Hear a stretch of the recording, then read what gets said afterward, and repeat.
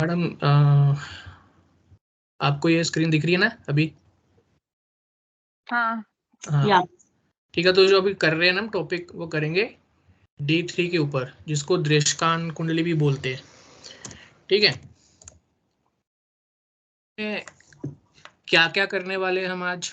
एक तो हम इसकी कैलकुलेशन देखेंगे कि इसको मैन्युअली कैसे बनाया जाता है। ठीक है, दूसरा हम समझेंगे कि D3 इंपॉर्टेंस क्यों है। फिर हम जो आखिरी में जो इसका जो हमारा एंड पार्ट होगा वीडियो का, उस पर हम डिस्कस करेंगे 22nd दृष्टान, जिसको 22वां दृष्टान भी बोला जाता है। ठीक है, अब इसकी थ्योरी देखो क्या है। अब दृष्टान या D3 जो हम बोलते हैं इसको, तो उसका मतलब क्या है कि जो राशि है ना, राशि 30 डिग्री की होती है। दिख रहा है आपको ये सारा पेज? हाँ राशि 30 डिग्री की होती है, तो उस राशि को 3 से डिवाइड कर देना है। 3 हिस्सों में डिवाइड किया तो एक राशि में कितने आ गए? 10-10 हिस्से हो गए, एक राशि के 3 टुकड़े हो गए। ठीक है जी। ठीक है, तो टोटल दृष्टांश कितने होते हैं? 12 राशि होती है टोटल, है ना? 1 से लेके 12 राशि होती हैं। ठीक है, उसको मल्टीप्लाई करेंगे, 3 दृष्टान होते हैं 10-10 डिग्री के हर राशि में, तो कितना हो गया? इक्वल टू 36 दृष्टान। ठीक है, एक चार्ट के अंदर। इतना समझ में आया? जी। ठीक है, अब हमें देखना है, एक इसका रूल होता है कि 0 से 10 डिग्री के अंदर जो 3 टुकड़े हुए हैं, जो 3 टुकड़े हुए हैं, जो फर्स्ट पार्ट है वो है 0 से 10 डिग्री, है ना? यस 0 से डिग्री। तो जो राशि का सेकंड पार्ट हुआ वो हुआ 10 से 20 डिग्री। ठीक है, जो राशि का थर्ड पार्ट हुआ वो हुआ 20 से 30 डिग्री। इतना समझ में आया? और टोटल टोटल दृष्टान होते हैं 36। जी। ठीक है, थोड़ा मैं इसका बेस फाउंडेशन से आपको बता रहा हूँ जिससे आपको इजी हो जाए। अब जो 0 से 10 डिग्री के अंदर जो भी प्लेनेट आएगा, जो भी डिग्री आएगी जिस प्लेनेट की, ठीक है, उसका जो दृष्टान होगा ना, वो मानेंगे हम 8th हाउस का लोड। ठीक है,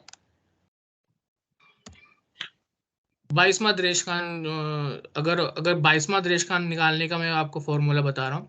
अगर प्लेनेट की लगन की डिग्री, इसमें लगन की डिग्री लेते हैं हम, अगर लगन की डिग्री 10 से 20 के अंदर होगी तो उसका 22वां दृष्टान होगा 12th हाउस का लोड। ये साफ साफ नजर आ रहा है आपको? जी आ रहा है। हाँ ठीक है। अब अगर लगन की डिग्री 20 से 30 डिग्री के अंदर पड़ रही है, अंतिम जो दृष्टान में पड़ती है अगर लगन की डिग्री, तो उसका जो 22वां दृष्टान का लोड होगा वो होगा 4th हाउस का लोड। ठीक है, ये हमने इसकी थ्योरी समझ ली। अब हमने क्या किया, अब हम ऊपर चलते हैं। सबसे पहले ये लगन चार्ट को देखो। ये मैंने क्या किया था, लगन चार्ट पेस्ट किया है, और ये लगन की डिग्री ये रही, ये लगन की डिग्री है। ठीक है, और ये मैंने लिख लिया, जो चार्ट में लिखा हुआ वो मैंने इधर मैन्युअली लिख लिया। ठीक है, अब ये नीचे जो ब्लैंक चार्ट जो मैंने बनाया है, ये हम बनाएंगे D3। ठीक है, आपके सामने D3, इसको दृष्टान कुंडली बोलते हैं। अब इसका लगन कौन सा होगा इस कुंडली का? ठीक है, अब देख लो, लगन की डिग्री 0 से 10 पहले दृष्टान में पड़ रही है ना? यस। अब पहले दृष्टान में पड़ रही है, तो इसका मतलब जो लगन जो राशि है, पहली राशि जो सिंह लगन की है, दृष्टान में भी जो दृष्टान का लगन होगा वो भी 5 नंबर का होगा। ठीक है, जी।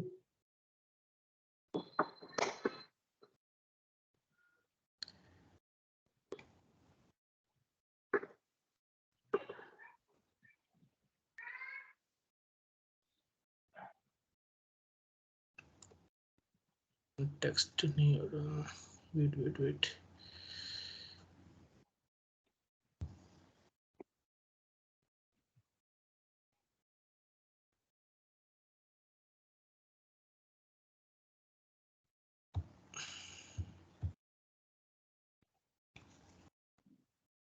लगन हो गया हमारा 5 नंबर का, ठीक है जी। राइदर। 1 मिनट मैं देखता हूँ इसको। हाँ, लगन पता लग गया हमें 5। देश खान का जो लगन हुआ D3 का वो 5 हो गया, फिर ऊपर वैसे ही चलेगा 6 7 8 9 10, ठीक है ना। हमें लगन पता लग गया तो हमें पता लग गया बाकी घरों में कौन कौन से राशियां आएंगी D3 में, ठीक है।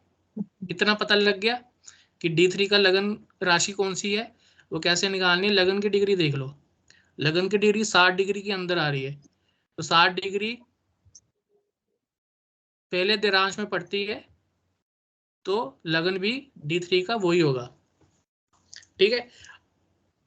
अब इसको देख लो, मंगल को, जो मंगल का जो डिग्री है लगन चार्ट में वो 19 डिग्री 47 सेकंड है। 19 डिग्री चल पड़ा है लेकिन 20 डिग्री अभी कंप्लीट नहीं हुआ, ठीक है। तो मतलब ये 10 से 20 के अंदर है। 10 से 20 मतलब दूसरे दूसरे देश काल में पड़ा, दूसरे देश काल में पड़ा है। तो हम इसकी मंगल D3 में कौन सी राशि में बैठेगा। मंगल देखो पहले लगन चार्ट में कहाँ बैठा है। मंगल लगन चार्ट में मेष राशि में बैठा है इधर, ठीक है जी। और ये दूसरे देशकाल में आता है, 10 से 20 डिग्री के अंदर आता है। तो इससे 5 घर आगे चलना है, 1 2 3 4 5, वो सिंह लगन ही दिखा रहा है, ठीक है।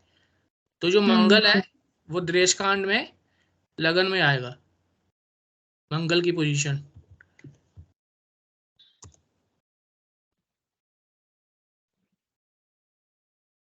ठीक है। दिख रहा ना जी आपको यस। सब। हाँ जी जी। हाँ, इसी प्रकार से अब वीनस, नेक्स्ट प्लैनेट वीनस को पकड़ो। वीनस देखो कितनी डिग्री है, वीनस की डिग्री है 8 डिग्री 14 मिनट, मतलब 10 डिग्री के अंदर आ रहा है। ये पहले नवांश पहले दृष्टकान में है, ठीक है जी। वीनस।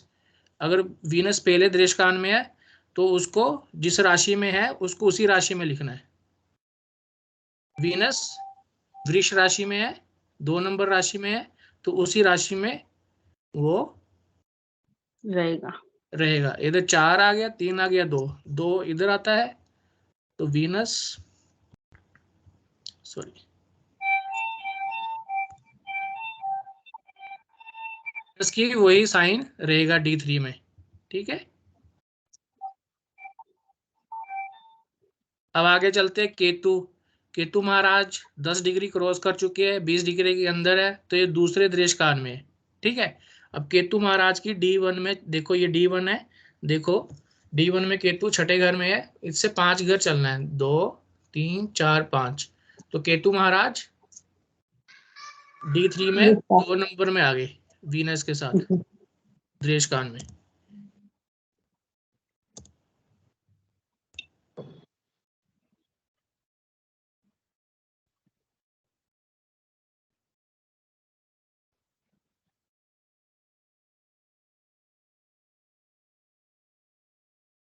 ठीक है। इसी प्रकार से फिर हम कहाँ पे चलते हैं, सूर्य को पकड़ते हैं। सूर्य आखिरी दृष्टकाल में पड़ते हैं क्योंकि सूर्य की डिग्री 28 डिग्री है, तो 20 से 30 डिग्री के अंदर है, तो तीसरे दृष्टकाल में पड़े। तो सूर्य देखो लगन चार्ट में कहाँ बैठा है, मेष राशि में बैठा है।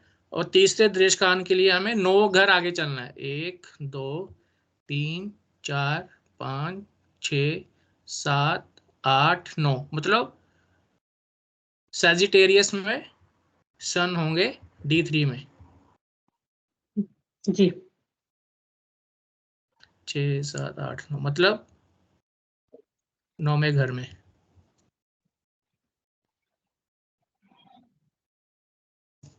ये हो गए इधर सन, ठीक है।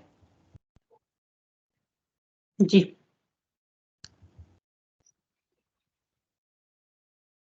अब आती बात मरकरी की। मरकरी देखिए 15 डिग्री है, 20 डिग्री के अंदर है, 10 डिग्री को क्रॉस कर चुके हैं, तो दूसरे दृष्टकाल में मरकरी देखो इधर 2 नंबर में बैठे हैं, इधर से 5 नंबर चलना है, 2 3 4 5। मरकरी की पोजीशन आएगी 6 नंबर में D3 में,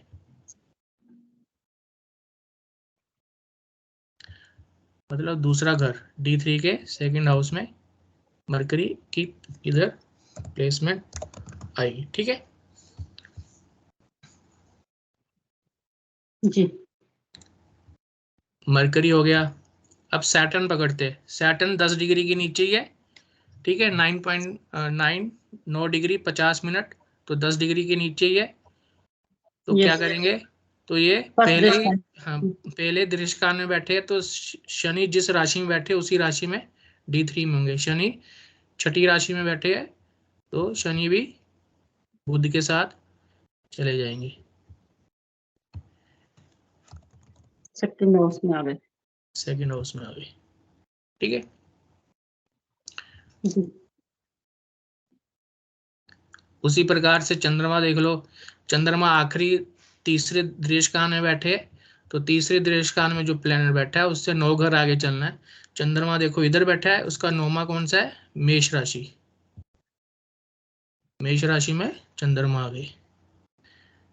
मेष राशि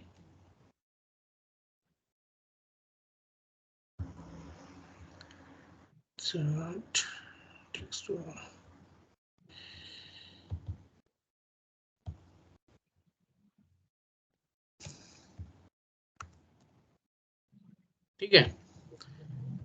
इसी प्रकार से जुपिटर 60 डिग्री है, पहले दृश्यकाल में है, तो जुपिटर जुपिटर तो जुपिटर जिस राशि में है उसी राशि में बैठेंगे। जुपिटर इधर छठी राशि में है, तो जुपिटर फिर छठी राशि में इधर बैठेंगे।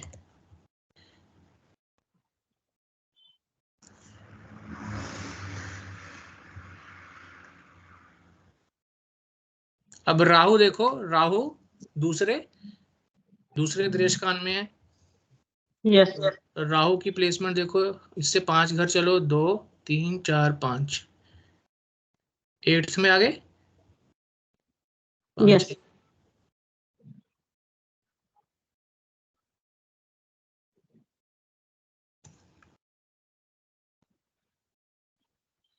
सब ग्रह आ गए।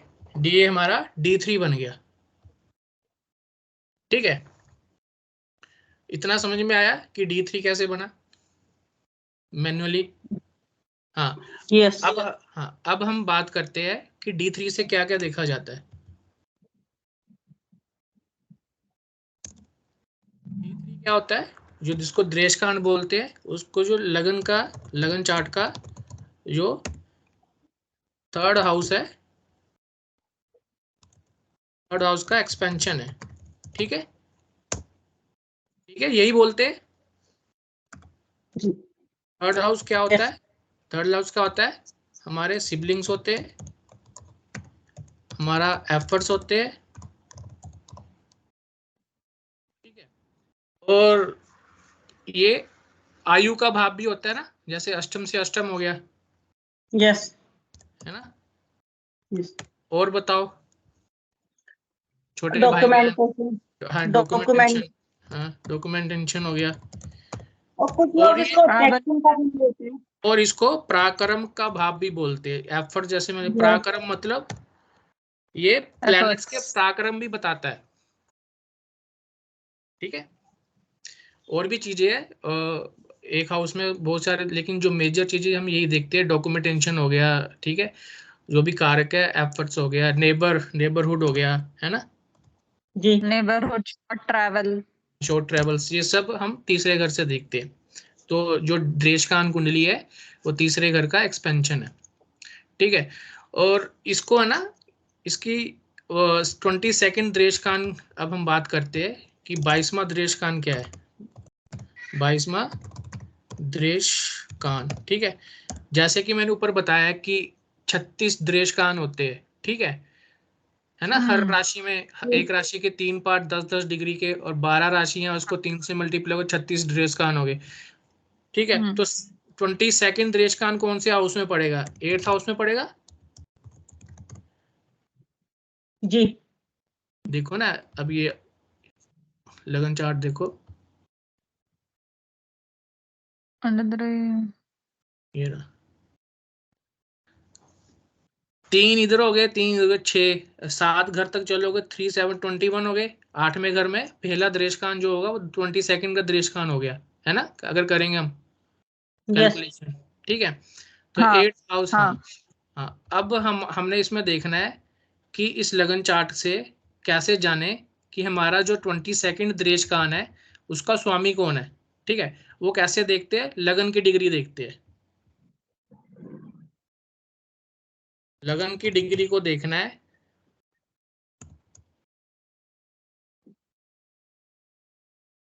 लगन की डिग्री को पकड़ना है। यहाँ पे 60 डिग्री है लगन की डिग्री। देखो ये 60 डिग्री 47 मिनट। जी। ठीक है, 60 डिग्री 0 से 10 के अंदर आती है ना, या 10 से 20 के अंदर आती है, या 20 से नहीं 30 नहीं, के अंदर आती है। फर्स्ट देश कान में आएगी। हाँ, फर्स्ट दृश्य का आने में आएगी, है ना। तो ये आ जी गया, जो लगन की डिग्री आई है फर्स्ट दृश्य का आने में आई है ना। ये हो गया सेकंड जी दृश्य कान, ये हो गया थर्ड। ठीक है, अगर लगन की डिग्री फर्स्ट दृश्य का आने में आएगी, जैसे 10 डिग्री के नीचे है, तो जो 8th हाउस का लोड होगा ना, 8th हाउस का लोड होगा वो जी 22 दृश्य कान का स्वामी होगा। ठीक है, जी। अब लगन का 8th हाउस का लोड देखो कौन है, जुपिटर। जुपिटर।